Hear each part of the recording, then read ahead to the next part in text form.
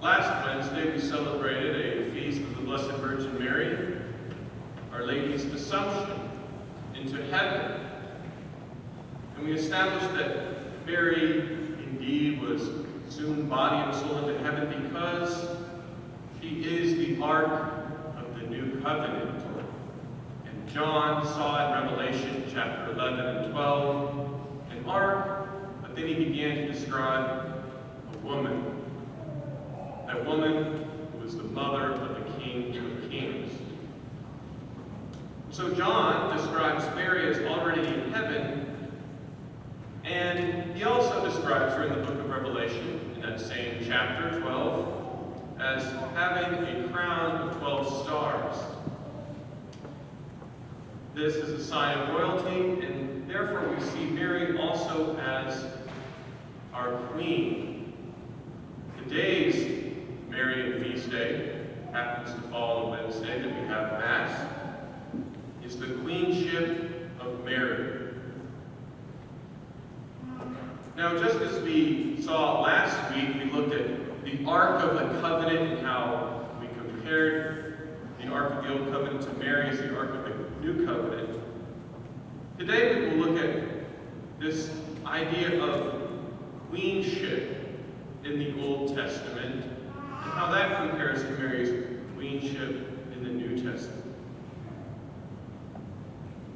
So let's go back to the time of King David. Our gospel mentions Jesus Christ will have the throne, the kingly throne of his father David. And we look at the monarchy, the kingship of David, as well as other ancient kingdoms in the Near East. And it is the mother of the ruling king who held an important office in the royal court and played a key part in ruling the kingdom. In fact, in the ancient Near East, King David's time, it was the king's mother who ruled as queen, not the king's wife. Now this may seem strange, this great preeminence of the king's mother. For our modern minds, when we think of a king, we think of the wife as the queen. But recall that in the ancient Near East, the kings, nearly all of these kings, practiced polygamy. They had several wives. You can see the problems that would arise for the wife to be queen if the king has several wives. And King Solomon had over 700 wives. 700 wives. Imagine the chaos in the royal court if all the wives were fighting for the position of the queen. But since each king only had one mother, one can see the practical wisdom of bestowing the queenship upon her. So it was the mother of the king who had this great power as the advocate with the king. And we read that King Solomon, the son of David, said to his mother, Bathsheba, who we see has a very humble position as the wife of King David, but when she is queen mother of Solomon, she is seated on a throne at the right hand of King Solomon. And Adonijah, one of the king's men, had wanted to make a request to take a particular woman as his wife. He was afraid, so he went to Bathsheba, the queen mother, and made his request and said, "Beseech the king that I can take this woman as my wife."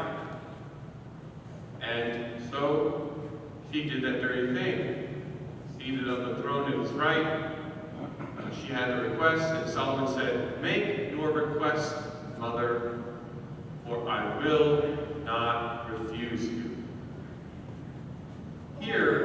a type, a prefigurement of Our Lady as our Queen Mother.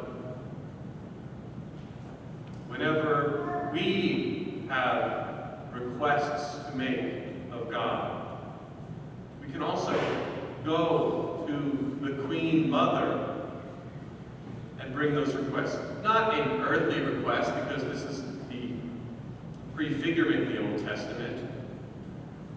We can bring much greater requests than he wanted to marry this particular woman, or having particular material needs. But the greatest needs of your life, the spiritual needs of your life, and also the earthly things too, if they're good for our salvation, we bring them to the Mother. Jesus says to his Queen Mother, he speaks to her as Solomon spoke to his Queen Mother, "Make your request, or I will not refuse you."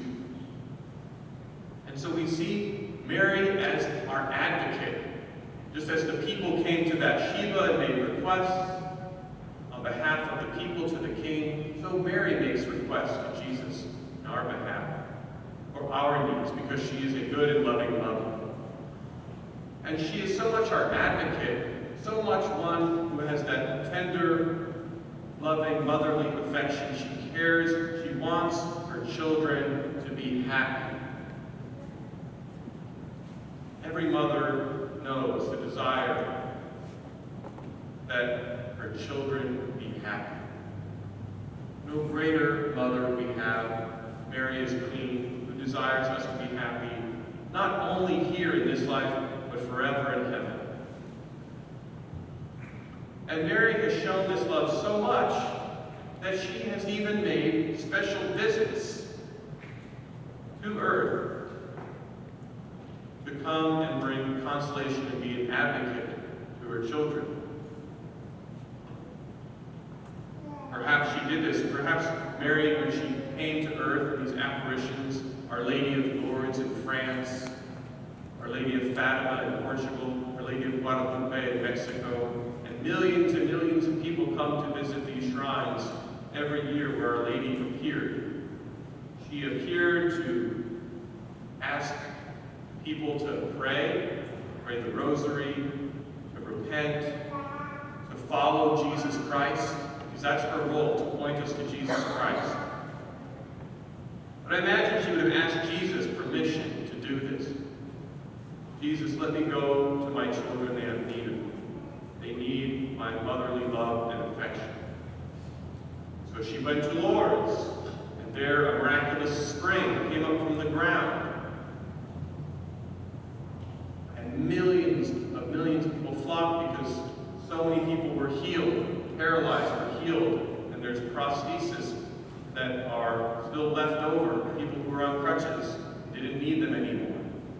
Miraculously healed. Our Blessed Mother looking out for our spiritual needs, but even also our physical needs. And so we call Mary as our helper, recognizing the love which she sees her children's needs. She wants to come to our aid. She wants to come to your aid. And we need her aid, especially in difficult times. Mary presents our desires and our petitions to Christ and transmits the divine gift to us. She is interceding continually on our behalf. And Mary, though Mary never committed a sin in her life, she knows what it is like to suffer. And she hates to see us suffer. She hates to see you suffer. The mother wants to see her children happy. Sometimes we suffer because of our sins. Mary wants to help us avoid sin. And what a joy to remember that she is our mother. Since she loves us and she knows our weakness, what have we to fear?